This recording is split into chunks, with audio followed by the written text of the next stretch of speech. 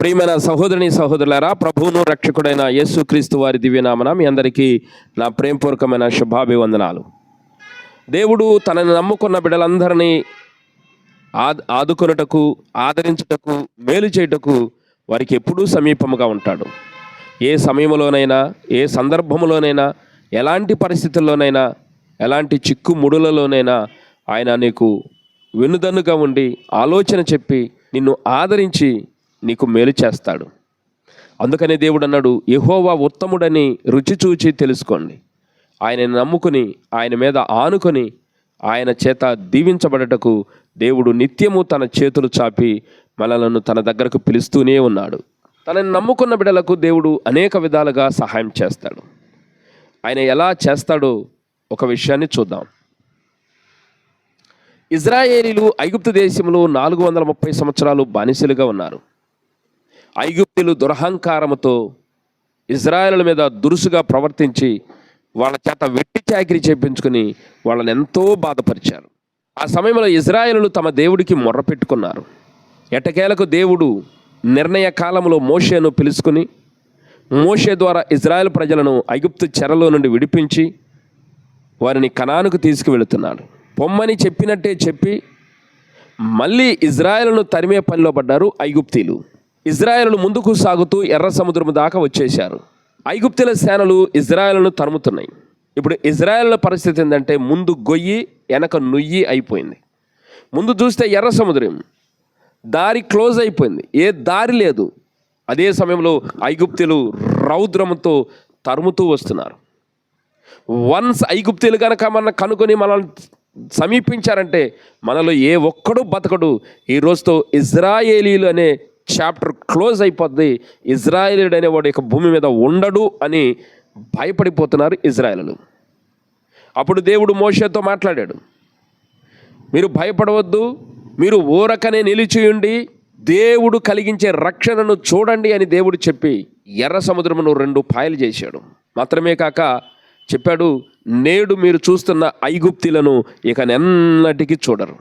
ఇక ఐగుప్తులు అనేవాళ్ళు నీ జీవితంలో నిన్ను బాధించరు అని దేవుడు చెప్పాడు. దేవుడు ఆ విధముగా మనలో ఉన్న ప్రతి సమస్యను మన ఎదురు నుండి శాశ్వతంగా తీసేస్తాడు. యెషయా భక్తుడు ఈ సందర్భాన్ని బట్టి ఒక చక్కని మాట చెప్పాడు. 26వ అధ్యాయం, యెషయా గ్రంథం 26వ అధ్యాయం 3వ వచనం, ఎవని మనస్సు నీ మీద ఆనుకొనునో వానిని నీవు పూర్ణ శాంతి గలవాడిగా కాపాడుదువు, ఏలయనగా అతడు నీ యందు విశ్వాసముంచి ఉన్నాడు. దేవుని మీద ఆనుకునే మనస్సు మనకుంటే ఆయన మనల్ని పూర్ణ శాంతి గలవాడిగా కాపాడతాడు. పూర్ణ శాంతి గలవాడిగా అంటే నీలో ఉన్న సమస్య మళ్ళీ నీ జీవితంలో రిపీట్ కాదు. నీలో ఉన్న ఆ భయము మళ్ళీ నీ జీవితంలో ఆ భయమును చూడవు. నిన్ను భయపెట్టేవారు మళ్ళీ నీ జీవితంలో కనపడరు. నేను విడుదలిస్తే అంత పర్మనెంట్గా పర్ఫెక్ట్గా ఉంటుందని దేవుడు చెప్తున్నాడు.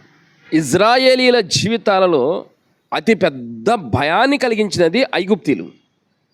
అలాంటి ఐగుప్తుల చెరలో నుండి విడుదల పొందాలని ఎంతకాలమో నిరీక్షించారు ఇజ్రాయేలీలు. ఎట్టకేలకు దేవుడు వచ్చి విడిపిస్తే వెళ్ళిపోతున్న ఇజ్రాయేలును వదులుకోవడానికి ఇష్టపడని పిశాసుల వెంటబడ్డారు మళ్ళీ ఐగుప్తుల సేనలు. కనుక దేవుడు ఛాలెంజ్గా చెప్పాడు, నేడు మీరు చూస్తున్న ఐగుప్తులను ఇక నెన్నటికీ మీరు చూడరు. ప్రియనేస్తమా, నీ జీవితంలో ఏ సమస్య అయితే నిన్ను పదే పదే శోధిస్తుందో, ఏ పాపమైతే పదే పదే నీ వెంటబడుతుందో, ఏ భయం అయితే నిన్ను పదే పదే తరుముతుందో, ఏ సాతానైతే నిన్ను విసిగిస్తుందో, అదే మాట దేవుడు చెప్తున్నాడు, నేడు నీవు చూస్తున్న నీ సమస్య ఇక నెన్నటికీ చూడవు. నీవు పడుతున్న బాధ ఇక ఎన్నటికీ అనుభవించవు. నువ్వు పడుతున్న భయం ఇక ఎన్నటికీ పడవు. అదే పూర్ణ శాంతి గలవానిగా నిన్ను కాపాడటం అంటే. చాలామంది భక్తుల జీవితాల్లో చాలా కార్యాలు దేవుడు చేశాడు. ఒక ఉదాహరణ మనం చూద్దాం. యూదా రాజైన హిజ్కియా దినములలో ఒక పెద్ద సమస్య వచ్చింది. ఆ సమస్యలలో దేవుడు ఎలాగో అతన్ని విడిపించాడో ఒక ఘట్టాన్ని చూద్దాం. యూదా రాజ్యాన్ని హిజ్కియా పరిపాలిస్తున్న కాలం అది. హిజ్కియా బాల్యం నుండి దేవుని యందు భయభక్తులు కలిగిన వాడు, దేవుని ధర్మశాస్త్రానుసారంగా నడుచుకున్నవాడు. హిజ్కియాను గురించి ఉంది, తన పితరుడైన దావీదు దేవుని ఎడల ఎలా యథార్థంగా ప్రవర్తించాడో అలాంటి యథార్థ ప్రవర్తన హిజ్కియా కలిగి ఉన్నాడని పేర్కొంది వాక్యం. రాజయ్యాడు. ఈయన 29 సంవత్సరాలు యూదా రాజ్యాన్ని పరిపాలించాడు. చాలా సుపరిపాలన అందించాడు. అటు దేవునికి ఇటు యూదా ప్రజలకు చాలా సంతోషాన్ని కలిగించే పరిపాలన హిజ్కియా ఇచ్చాడు. తాను రాజు అయినాక మొట్టమొదట ఆయన వేసిన పెద్దపీట దేవునికి సంబంధించిన వాటికే, దేవాలయంలో పనికి, దేవునికి సంబంధించిన ఆరాధన విషయంలో ఆయన పెద్దపీట వేశాడు. చాలా చక్కగా ప్రశాంతంగా కొనసాగుతుంది ఆయన రాజ్య పరిపాలన. ఆయన పేరు ప్రతిష్టలు కూడా చుట్టుపక్కల వ్యాప్తి చెందుతున్నాయి. చాలా సంవత్సరాలు గడిచిపోయింది. తన ఏలుబడిలో 14వ సంవత్సరం ముందు అషూరు రాజు సడన్గా హిజ్కియా మీదకి దండెత్తి వచ్చాడు. అషూరు రాజ్యం అంటే ఆ రోజుల్లో మహాసామ్రాజ్యం. బబులోను సామ్రాజ్యం కంటే ముందు సామ్రాజ్యంగా విస్తరించింది అషూరు సామ్రాజ్యం. ఇంకా చెప్పాలంటే ప్రపంచంలో అగ్రరాజ్యం, నాటి ప్రపంచంలో అగ్రరాజ్యం అషూరు రాజ్యం. అషూరు రాజు ఏ రాజ్యం మీదకి వెళ్ళినా విజయమే కానీ ఓటమి లేదు. అలా అనేక రాజ్యాల మీదకి వెళ్ళి రాజ్యాలను ఆక్రమించుకుని మహాచక్రవర్తి అయ్యాడు అషూరు రాజు. ఆయన సన్హెరీబు. ఈ అషూరు సామ్రాజ్యాన్ని చాలామంది పరిపాలించారు. ఇప్పుడు సన్హెరీబు పరిపాలిస్తున్న కాలం. కాబట్టి సన్హెరీబు ఏమన్నాడంటే, అన్ని రాజ్యాలను ఆక్రమించుకున్నాను, వాటితో పాటు ఇజ్రాయెల్ రాజ్యాన్ని కూడా ఆక్రమించుకున్నాను, ఇజ్రాయెల్ను కూడా పట్టుకెళ్ళిపోయాను, ఇప్పుడు యూదా రాజ్యం మీదకి వెళ్దామని ఆలోచన చేసి యూదా రాజ్యం మీదకి దండెత్తి వచ్చాడు. తన సైన్యమును పంపించాడు, తన అధిపతి అయిన రబ్షాకేను పంపించాడు. అషూరు సైన్యం వచ్చింది, యెరూషలేము ఎదురు ఉన్న యుద్ధ భూమిలో మోహరించింది. రబ్షాకే యుద్ధానికి రమ్మని పిలుపు ఇస్తున్నాడు. యూదా ప్రజల పరిస్థితి ఏంటంటే భయపడిపోతున్నారు. అషూరు రాజు అంటేనే భయపడుతున్నారు. ఎందుకంటే తన సోదర రాజ్యమైన ఇజ్రాయెల్ రాజ్యాన్ని కొల్లగొట్టుకెళ్ళిపోయాడు. ఆ వార్త విన్నాక మరింత భయకంపితులైపోయారు. ఇక తర్వాత టార్గెట్ మనమే అన్న భయాందోళనలో యూదా ప్రజలు ఉన్నారు. వాళ్ళు దేనికైతే భయపడ్డారో అదే రీతిగా అషూరు రాజు యూదా రాజ్యం మీదకి వచ్చేసాడు. ఇప్పుడు రబ్షాకే వచ్చాడు. హిజ్కియా తన అధిపతులను రబ్షాకే దగ్గరకు పంపించాడు. ఇప్పుడు రబ్షాకే అధిపతులతో పెద్దగా మాట్లాడుతున్నాడు. పొగురు తలకెక్కి గర్వహృదయుడై ఇష్టం వచ్చినట్టుగా మాట్లాడుతున్నాడు రబ్షాకే. కారణం, నా వెనక అషూరు రాజు ఉన్నాడన్న దిమ్ము. ఎన్ని రకాల మాటలు మాట్లాడాడంటే ఆ మాటలు విన్న అధిపతులు భయకంపితులు అయిపోయారు, భయముతో వణికిపోయారు. మీ రాజు అసలు ఏమి చూసుకుని మా రాజుతో యుద్ధానికి దూకుతున్నాడు? అసలు మీ రాజు ఏ పార్టీ వాడు అని యూదా రాజు అయిన హిజ్కియాను చులకనగా తీసి పారేసినట్టుగా మాట్లాడుతున్నాడు. ఒకవేళ మీ రాజు ఐగుప్తు రాజును చూసుకుని వస్తున్నాడేమో మా రాజు మీదకి. ఐగుప్తు ఎలాంటిదో మీకు చెప్తా. ఒకడెవడైనా ఐగుప్తు మీద ఆనుకుంటే ఆ ఐగుప్తే వాడిని మింగేసిద్ది. కాబట్టి ఐగుప్తు అలాంటోడు. కాబట్టి ఐగుప్తుని నమ్ముకుని మాత్రం మా రాజు మీదకి రావద్దని చెప్పాడు. లేదు, మా దేవుని నమ్ముకుని మీ మీదకి వస్తున్నామని అంటున్నారా? మీ దేవుడే పార్టీవాడు మా రాజు ముందు చెబుతా వినండి. మా రాజు ఎన్ని రాజ్యాల మీదకి వెళ్తున్నాడు, ఎన్ని దేశాల మీదకి వెళ్తున్నాడు, ఏ రాజ్యమైనా మా రాజు చేతిలో నుండి తప్పించుకుందా? ఆ రాజ్యాల్లో దేవతలు లేరా? ఆ రాజ్యాల్లో దేవుడు లేడా? ఏ దేవత అయినా తన రాజ్యమును మా రాజు చేతికి చిక్కకుండా తప్పించగలిగిందా? ఏ దేవుడైనా మా రాజు చేతిలో నుండి అలా రాజుని కాపాడగలిగాడా? కాబట్టి దేవుడు వస్తాడు అనే మాట అబద్ధము. మీ రాజు మిమ్మల్ని మోసగిస్తున్నాడని చెప్తున్నాడు రబ్షాకే. అప్పుడు అధిపతులు రబ్షాకేను బతిమలాడుకున్నారు. అయ్యా, మా యందు దయ ఉంచండి. మీరు యోధా భాషలో మాట్లాడుతున్నారు, ఆ మాటలన్నీ మా యోధా రాజ్య పౌరులు వింటున్నారు. అసలుకే మా యోధా పౌరుల యొక్క గుండెలు అవిసిపోయినాయి, భయకంపితులైపోయారు, భయపడిపోతున్నారు. ఈ సమయంలో కనుక మీ మాటలు వింటే మరింత భయపడతారు. కాబట్టి మా యందు దయ ఉంచి, మనం మాట్లాడుకుంటున్నాం కాబట్టి మాకు సిరియా భాష బాగా తెలుసు, కాబట్టి మీరు మాట్లాడితే మాతో సిరియా భాషలో మాట్లాడమని వాళ్ళు రబ్షాకేకు విన్నపం చేసుకున్నారు. రబ్షాకే వారి విన్నపంను ఏమాత్రము లక్ష్య పెట్టక యోధా భాషలో మరింత పెద్దగా మాట్లాడుతున్నారు. అసలు మీ రాజు ఏ పార్టీడు మా రాజు ముందు నిలబడగలుగుతాడా? మా రాజు కింద ఎంతమంది రాజులు ఉన్నారు, ఎంతమంది అధిపతులు ఉన్నారు? పోనీ 2000 గుర్రముల మీద రౌతులను ఎక్కించే సామర్థ్యం మీరు రాసుకుందేమో చెప్పండి. ఆ గుర్రాలను నేనే ఇప్పిస్తానని వ్యంగ్యంగా మాట్లాడాడు రబ్షాకే. యోధా ప్రజలతో అంటున్నాడు, మీరు మీ రాజుని నమ్ముకుని ఉంటే మీరు మోసపోతారు. మీ రాజు దేవుడు పేరు చెప్పి దేవుడు కాపాడతాడు, దేవుడు వస్తాడని చెప్పి కాలయాపన చేస్తున్నాడు. అవన్నీ ఒట్టి మాటలు. మీ రాజు మాట మీరు నమ్మి అలాగే ఉంటే మా రాజు వచ్చేటప్పటికి మీరు మొత్తం నాశనం అయిపోతారు. కాబట్టి మీలో ఎవరికైనా సుఖంగా బతకాలని ఉంటే, సంతోషంగా బతకాలని ఉంటే నా మాట విని మీరు మా రాజు దగ్గరకు వచ్చి శరణు వేడుకోండి, మా రాజు కాళ్ళు పట్టుకోండి. మా రాజు మీకు ఆశ్రయం కల్పించి మంచి జీవితం మీకు ఇస్తాడు. కాబట్టి మీ రాజును నమ్ముకోవద్దని యోధా ప్రజలతో చెప్తున్నాడు రబ్షాకే. యోధా ప్రజలు ఏమాత్రము ఈ రబ్షాకే మాటలు పట్టించుకోకుండా హిజ్కియా మాట వైపు ఎదురు చూస్తూ ఉన్నారు. అప్పుడు ఈ యోధా అధిపతులందరూ హిజ్కియా దగ్గరికి వెళ్ళి రబ్షాకే పలికిన ప్రతి మాటను రాజుకు తెలియజేశారు. హిజ్కియా భయపడిపోయి తన వస్త్రాలు చింపుకొని దేవుని ఆలయంలోకి వెళ్ళి దేవుని పాదాల మీద పడి కన్నీరు మున్నీరుగా విలపించి దేవునికి మొర్ర పెడుతున్నాడు. రోజులు గడుస్తున్నాయి. యుద్ధ భూమిలో నుండి రబ్షాకే రంకెలేస్తున్నాడు. ఇప్పుడు అక్కడ పరిస్థితి ఎలాగుందంటే యుద్ధం ఈ రోజా రేపా అన్నట్లుగా ఉంది. ఈ పరిస్థితుల్లో హిజ్కియా దేవుని మీద ఆనుకున్నాడు. ప్రియులారా గమనించాలి, హిజ్కియా మరి యొక్క వేరే స్టెప్ ఏం తీసుకోలేదు. ఈ మాటలకు భయపడిన వాడై ఏరే రాజు దగ్గరికి వెళ్ళి ఆశ్రయం కోరలేదు, లేదా అషూర్ రాజు దగ్గరికి వెళ్ళి ఆశ్రయం కోరలేదు. హిజ్కియా ఏ మాత్రము కూడా దేవునికి విరుద్ధమైన చర్య, దేవునికి వ్యతిరేకముగా చేయకుండా దేవుని పాదాలు పట్టుకుని దీవారాత్రములు దేవుని దగ్గర కూర్చుని కన్నీరు మున్నీరుగా దేవుని దగ్గర మొర్ర పెడుతున్నాడు. హిజ్కియా మొర్ర విన్న దేవుడు యెషయాను హిజ్కియా దగ్గరకు పంపించాడు. యెషయా ప్రవక్త ద్వారా దేవుడి మాట ప్రకటించాడు. మీరు భయపడుతున్న అషూరు రాజు అనేవాడు అసలు మీ యెరూషలేము పట్టణము దాకే రాడు అన్నాడు. నేను రానివ్వను అన్నాడు.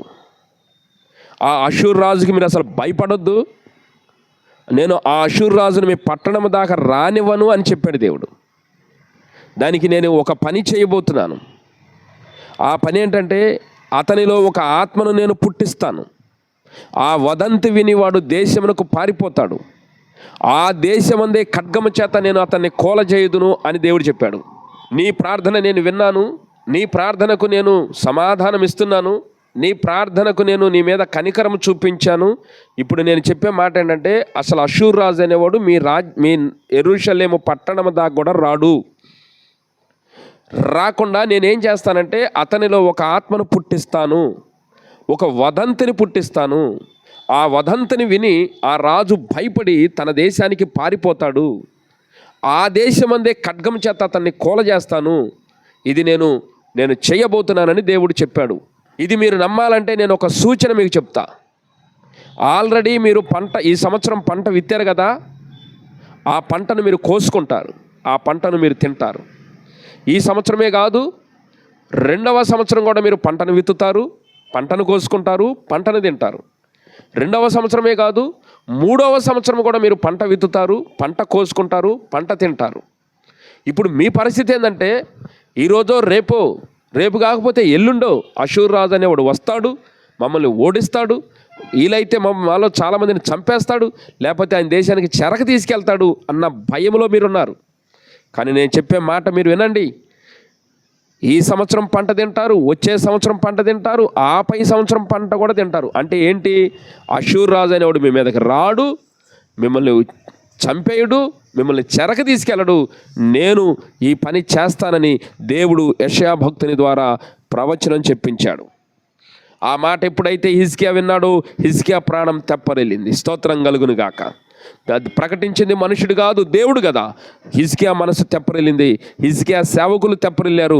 యోధా ప్రజలకు ఈ మాట ప్రకటించాడు, మన దేవుడు గొప్పవాడు, మన దేవుడు మన ప్రార్థన విన్నాడు, మన రాజు దేవుని పాదాలు పట్టుకుని గోజాడాడు, దేవుడు విని ఖచ్చితంగా మనకి సహాయం చేయబోతున్నాడని ఊరు వాడంతా చాటింపేయించాడు హిజ్కియా రాజు.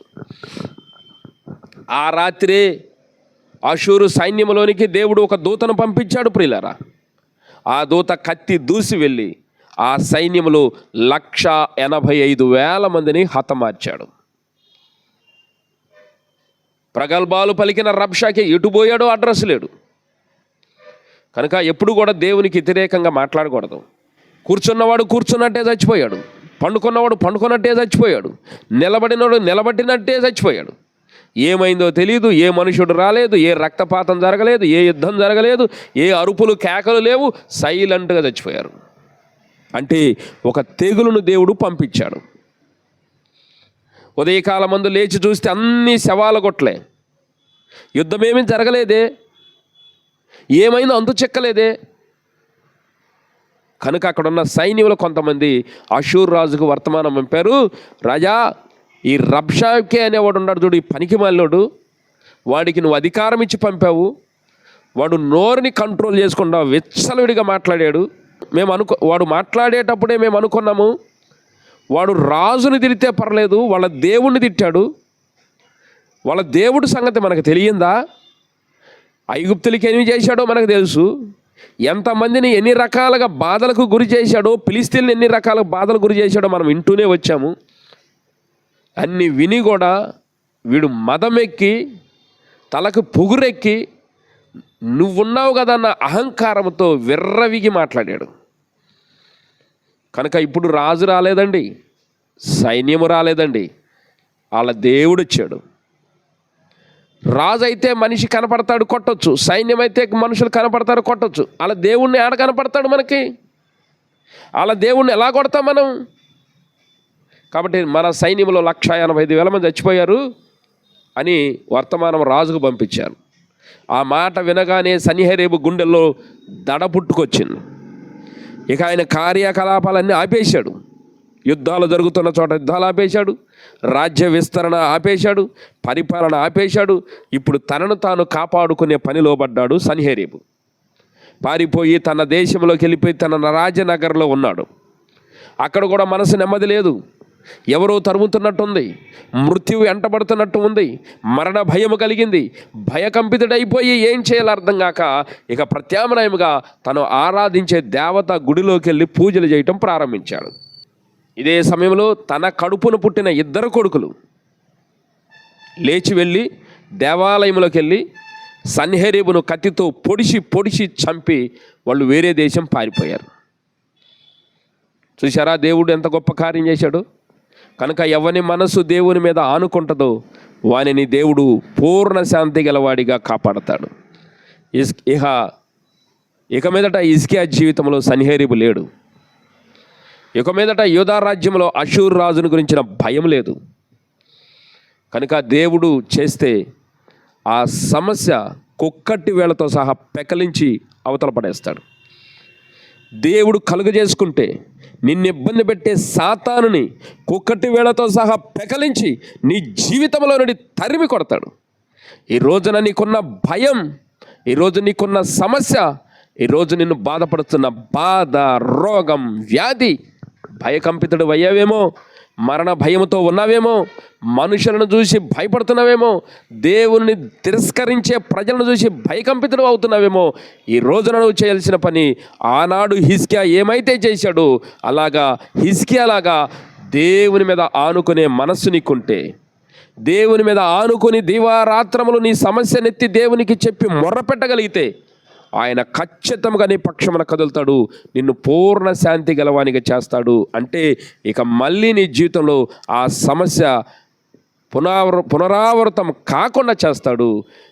ఆ విధముగా దేవుడు నీకు పూర్ణ శాంతిని కలుగజేస్తాడు. ప్రియనేస్తమా, ఈ మాటలు విన్న నీ జీవితంలో దేవుని మీద విశ్వాసమును పెంచుకొని నిన్ను తరుముతున్న సమస్య ఏదో, నువ్వు పడుతున్న బాధ ఏదో, నీకున్న వ్యాధి ఏదో, లేదా నీకు భయమును కలిగిస్తున్న మనుషులు ఎవరో, ఏ సమస్యలు అయితే ఉన్నావో ఆ సమస్యను ఎత్తిపట్టి దేవుని పాదాల దగ్గరికి రా, దేవుని పాదాలు పట్టుకుని మొరపెట్టు. ఖచ్చితంగా దేవుడు నిన్ను విడిపిస్తాడు. ఐగుప్తుల చెరలో నుండి ఇజ్రాయేలును కాపాడిన దేవుడు, అషూరు రాజైన సన్హెరీబు చేతిలో నుండి హిజ్కియాను యూదా ప్రజలను కాపాడిన దేవుడు, కాపాడటమే కాదు ఇక మళ్ళీ ఎన్నడూ కూడా వాళ్ళు వీళ్ళ వైపు చూడకుండా చేసిన దేవుడు, నమ్మదగిన వాడు, సజీవుడు. అదే దేవుడు ఇప్పుడు కూడా ఉన్నాడు. ఆ దేవుని నమ్ముకో. నీ సమస్య ఏదో ఆ దేవునితో చెప్పు. దేవుడు కదిలేదాకా ప్రార్థన చేస్తుండు. నిశ్చయముగా నీ జీవితంలో, నీ కుటుంబ జీవితంలో దేవుడు పూర్ణ శాంతిని కలుగజేస్తాడు. అట్టి కృపా దేవుడు మీకు ఇచ్చునుగాక. కళ్ళు ముద్దాం, ప్రార్థిద్దాం. ప్రేమ కలిగిన తండ్రి, ఎన్నో అద్భుతమైనటువంటి మాటల ద్వారా మా ఆత్మను మీరు పురికొల్పి మమ్మల్ని బలపరిచినందుకే వందనాలు. నిజముగా ఈ వాక్యం వింటున్న ప్రియులు ఎందరూ గుండె ధైర్యం చెడి ఉన్నారు, ఎందరూ బలహీనులై ఉన్నారు, ఎందరూ భయపడుతున్నారు, ఎందరూ వ్యాధులతో బాధలతో రోగములతో ఉన్నారు, ఎందరూ సమస్యల వలయాల్లో చిక్కుకుని అల్లాడిపోతున్నారు. వారందరూ మీ తట్టు తిరుగుతుండగా, ఈ మాటలు విని ధైర్యం తెచ్చుకుని వారందరూ మీ తట్టు తిరిగి మీకు మొర్ర పెడుతుండగా మా అందరి ప్రార్థనలు మీరు ఆలకించి మీ బిడ్డలను ఆశీర్వదించుటకు మీరు వచ్చి పూర్ణ శాంతి గలవానిగా వారిని కాపాడమని, ఈ మాటలు విన్న ప్రతి బిడ్డను దీవించమని యేసు నామమున అడుగుచు ప్రార్థిస్తున్నాము తండ్రి. Amen, amen, amen. ప్రియులారా, మీ అందరికీ వందనాలు. దేవుడు మనల్ని దీవించును గాక. ఆమెన్. ఈ మాటలు మీకు ఆత్మీయంగా మేలును కలిగించినట్లయితే, ఈ మాటలు మీకు ఆశీర్వాదకరంగా ఉన్నట్లయితే ఈ వీడియోను లైక్ చేయండి, 10 మందికి ఈ మాటలు షేర్ చేయండి, ఈ ఛానల్ని సబ్స్క్రైబ్ చేయండి. దేవుని వాక్యమును 10 మందికి పంచుటలో మీ వంతు సహాయం అందించండి. దేవుడు మిమ్మల్ని దీవించును గాక. ఆమెన్.